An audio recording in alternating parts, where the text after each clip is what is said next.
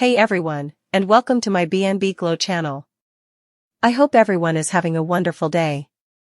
Finn struggles with Luna's return, Hope and Deke reunite. Taylor and Ridge expressed mutual disdain about Luna being alive, and Ridge hoped Steffi was in a good enough place to handle the news. Taylor already knew about Luna's pregnancy, and she couldn't believe it. Ridge and Taylor contemplated the idea of Luna telling the truth about her baby's father. Ridge and Taylor debated what to tell Finn about Luna's resurrection. Ridge didn't care that Finn was Luna's father because after everything she did, there's no chance he'd cave and allow her back in. Taylor believed Luna would use her pregnancy as a means to lure Finn back into her inner circle. Finn was more stunned than anyone to see his devious daughter back from the dead. Everything he knew about his life crumbled in an instant. Finn stuttered over his words, saying to Luna, "You were pronounced dead." Luna happily explained to her father, "Grandma Lee. She did it again. Another miracle, like when she saved your life. Please, Dad. Tell me you think it's a miracle that I'm alive." Back at Finn's office, Luna told her father she wanted to make the most of the opportunity. She wanted Finn to exclaim happiness for her being alive, but he kept a look of shock throughout the entire conversation. Finn still couldn't make sense of his dead daughter standing in front of him. She kept asking if he was happy she was alive, and he scoffed at the audacity of that question. If news of her second chance at life was enough of a shock, she finally dropped the bigger bomb that she was expecting a child, telling Finn, "You're gonna be a grandpa." Finn couldn't comprehend Luna being pregnant because a few moments prior, he believed her to be dead and gone. "I'm just curious how you're gonna do all of that when you're locked in a prison cell. You pulled a gun on Steffi, Luna. You shot Sheila and Liam." Luna blamed Liam for his injuries, and then dropped the biggest shocker of all and told her father she was carrying the next heir to the Spencer family fortune. Electra was still stuck on the idea of Luna's pregnancy, as if Will had any say in the matter. Will apologized yet again for what happened with Luna and hoped the baby wasn't his. Electra wanted to go back to before Luna appended their lives with the pregnancy, but Will insisted they rely on their love to move forward. He told Electra that Luna can't touch what you and I feel for each other. While Electra admitted she knew Will was taken advantage of, she couldn't get past their first time being tainted by the idea of him being with Luna the night before. The pregnancy is what Electra imagined for her life. Will was crippled with guilt about the possibility of fathering Luna's child. He wanted assurance from Electra that a future between them was still an option. Will continued to plead his case to Electra, who was still unsure of how to proceed with their relationship. He told her he didn't give a damn about Luna, and he promised to make sure he wouldn't hurt her on this scale again.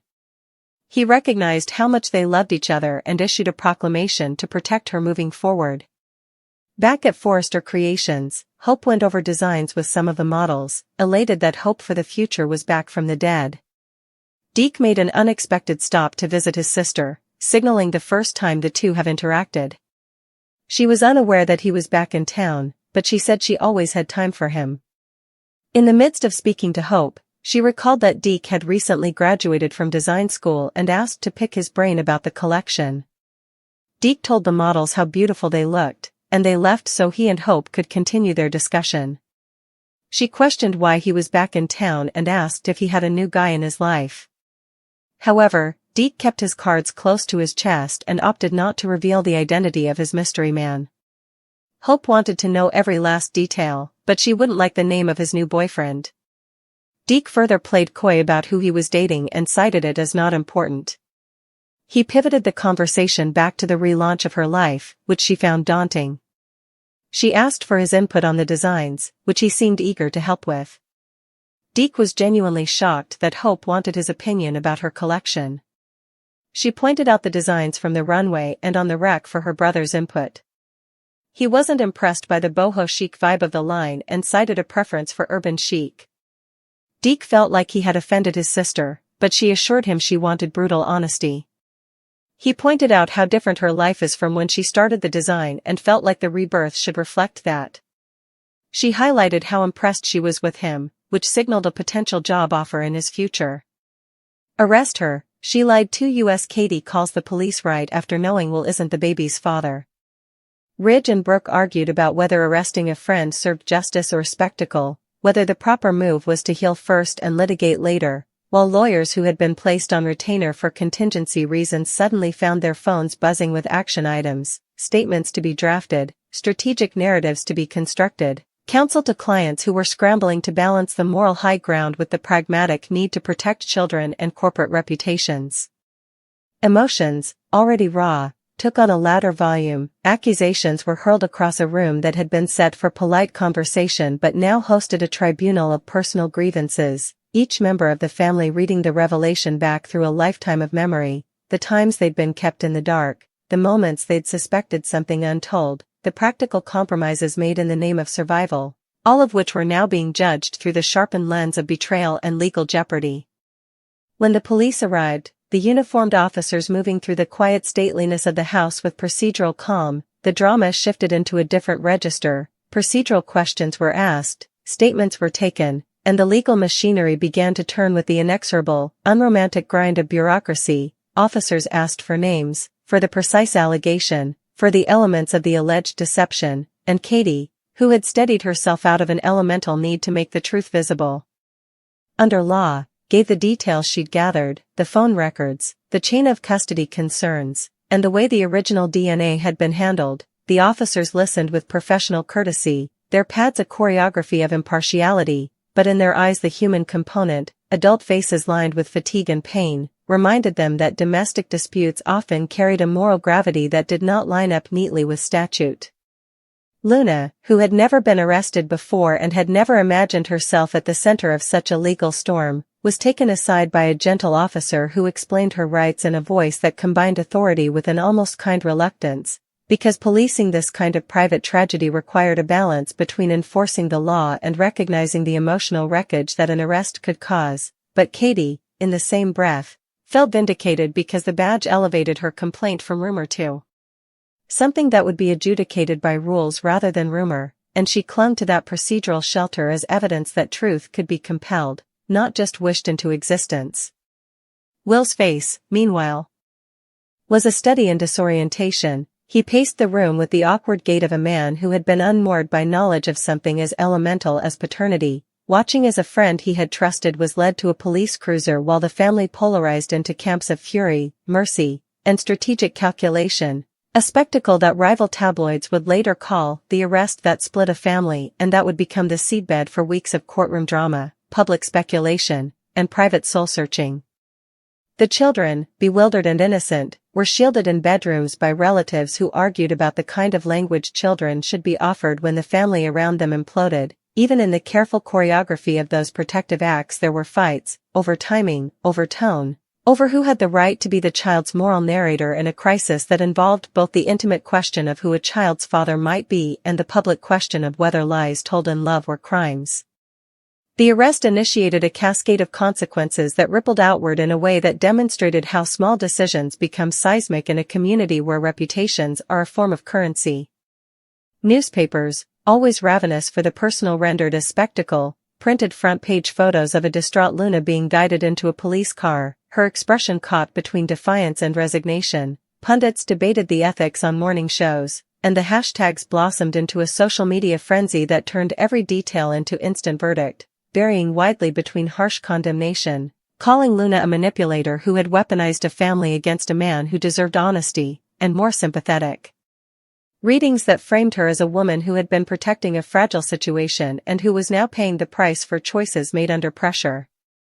Inside the family, legal teams convened. Counsel for Will and Katie crafted a narrative centered on fraud and emotional harm. Luna's counsel, when she secured representation, prepared a response that tried to explain context, motives shaded by fear, a willingness to bear blame in the hope of sparing a child the immediate trauma of paternity disputes, and both sides prepared for depositions that would transform confessions and intimacies into evidence. The legal fight would be heavy on forensic detail, subpoenas for lab records, expert testimony about chain of custody and the potential for tampering, the interrogation of laboratory protocols, and the sometimes tedious but crucial accounting of who handled what samples and when. The very mechanics of truth, the sterile, fluorescent world of labs and technicians, suddenly became battlegrounds where reputations could be defended or dismantled by the meticulous parsing of signatures and timestamps, and the human stories, maternal fear, paternal identity, friendship, betrayal, would be translated into exhibits and sworn affidavits that risked sanitizing suffering for the sake of an adjudicable narrative. Yet legal formalities did not contain the more immediate, jagged conflicts that erupted in living rooms, restaurants, boardrooms, and the private corridors of moral imagination. Family members who felt betrayed demanded public apologies and privately counseled punitive measures. Others urged restraint, arguing that arrest and public shaming would irreparably harm a child who was neither guilty nor in control of the adult's choices. Some relatives used the opportunity to press old grievances, who had always been favored, who had always been excluded, who had once used secrecy as a shield, and those resentments, once voiced, reconfigured alliances in ways that had little to do with the immediate allegation and everything to do with the slow burn of decades-long family rivalry. The PR strategists, who had long ago learned the art of turning crisis into narrative, advised on timing for statements, whether to release a joint family address or to grant the police and legal process room to operate without interference, and how to manage the inevitable specter of paparazzi and social commentary intruding on the privacy of those nearest to the children. There were fights about whether to place Luna in the company's care plans for confidentiality or to distance her entirely. There were whispers that the arrest had been tactical, a way for rivals to neutralize an inconvenient ally, and that the public performance of policing might be serving private interests in the murky world where family, business, and media intersect. These cynical readings gained traction precisely because the family's history of interwoven loyalties made it hard for outsiders to accept that any action was purely motivated by innocence or pure justice. Among the fiercest and loneliest fights were those between the people who loved Luna and those who felt that love had been misapplied. Friends, who had once rallied at birthday dinners and small additions, now debated whether loyalty had to be unconditional or whether moral compass should trump sentimental ties when the stakes were a child's identity and the integrity of parental relationships. Some argued that Luna had been protecting a vulnerable mother or trying to shepherd a complicated medical truth into a gentler public narrative. Others claimed that the road to hell is paved with good intentions, and that if she had fabricated or concealed DNA results she had usurped the child's right to a truthful lineage and the man's right to know whether he bore biological responsibility. Those lines hardened, friends became prosecutors in private, confidants became counsel, and the intimacy of shared history was weaponized in ways that cut deeper than any legal cross-examination. Because to be judged by people who knew your softness as well as your hard edges is a particular cruelty. The emotional violence was not always spectacular. It arrived as small betrayals that accumulated, a refusal to return a call, a coldness at the dinner table, the frigid politeness of someone who had once been a partner in grief and now would not meet your gaze, each microaggression a new mark in a ledger of moral accounting. The media, merciless and efficient, distilled the story into easy binaries, liar or savior, villain or victim, with pundits drawing lines between Luna's alleged actions and larger social narratives about motherhood, female autonomy, and the right to privacy. Opinion columns dissected the ethics of lying to spare feelings versus the ethics of maintaining the integrity of paternity. Talk show hosts touted the story as an example of modern family dysfunction. Social media commentators took positions ranging from furious moralism to fierce empathy, each click a small vote that would shape public sentiment and influence advertisers, investors, and everyday conversation. For the family, the external cacophony compounded internal fracture, where every public judgment became a new axis of hurt and where the possibility of private resolution felt more remote with every headline. The children, once again, were the silent sufferers, watching adults convert their personal histories into public drama and being forced to negotiate visitation schedules and school explanations that felt rehearsed and false. The weight of spectacle began to press on them. A child's question about why their friend at school had asked if their mom was a criminal was a small but devastating echo of the way their private world had been colonized by public curiosity. Legal proceedings, when they began, were dramatic but sober. Converting raw emotion into argument and testimony, depositions demanded that people recount conversations that had once been offered in trust, that motivations be presented in declarative statements with cross-examination probing for inconsistency, and that context be stripped away in favor of admissible facts. Luna, when she testified, was forced to stand under the lights of a courtroom and explain decisions made under pressure, to answer whether she had intentionally altered or misrepresented DNA results, and to confront the detail that procedural law required: the chain of custody, the presence or absence of witnesses, the authenticity of signed transmittals.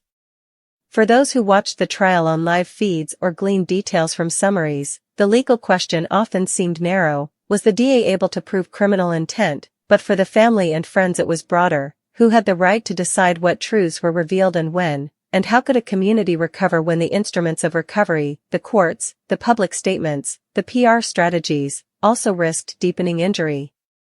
The prosecution painted a portrait of calculated deception intended to manipulate legal and emotional outcomes. The defense answered with context: fear for a mother too fragile to face immediate conflict, a desire to protect a child from the corrosive publicity, and a confession of poor judgment rather than orchestrated malfeasance. The jury, when assembled, would be tasked not merely with weighing exhibits but with measuring human motives, and that burden produced jurors who looked tired from the obligation to render moral clarity where lived experiences were messy and compromised. Out of the courtroom came small kindnesses and bitter recriminations alike. Some family members, confronted with Luna's testimony and the nuance of her explanations, softened into a kind of reluctant compassion. Others hardened, determined that accountability required punishment and that no amount of justification could absolve the undermining of legal rights and family trust. Reconciliation, where it occurred, came slowly: apologies offered in small moments, over dinners, in parking garages, in late-night phone calls, were fragile things, and the people who extended them often found that forgiveness required a reworking of relationship boundaries rather than a return to former intimacies. For Luna, if she was found culpable, the path forward was strewn with the practical consequences of criminal conviction, possible penalties, restitution, and the public stain on a reputation that had been forged in trust and compassion. And those practicalities collided with the intangible injuries: the loss of friendships, the sense that she had been reduced in public to a single sinful act, and the complicated grief that comes when your motives are judged more harshly than your intentions. Those outcomes forced a larger question on the family and the community: how to balance justice with mercy, accountability with restoration, and punishment with the hard, costly labor of making whole what deceit had fractured. The long tail of the scandal altered more than relationships; it changed policies, practices, and public conversations. Hospitals and labs, confronted with the idea that a sample could be misrepresented to produce an emotionally charged result, tightened chain of custody procedures, updated privacy protocols, and invested in more rigorous verification systems. Attorneys specialized in family law convened panels about ethics in paternity disputes, and community organizations held forums about how to protect children when adult choices made headlines. On a smaller scale, the family instituted new norms: mandatory transparency around matters affecting children, agreed-upon processes for handling allegations, and a pledge to prioritize privacy over the urge to control narrative. But those measures were not panaceas. Trust, once broken, rebuilt itself as something different, with more safeguards and more stipulations, and the ease of past warmth gave way to carefully negotiated forms of interaction. The children grew older in an environment where the very word truth had acquired a legal valence, and their moral education was punctuated by the sight of adults standing under oath, which taught them both the gravity of honesty and the painful reality that even truth can be wielded cruelly.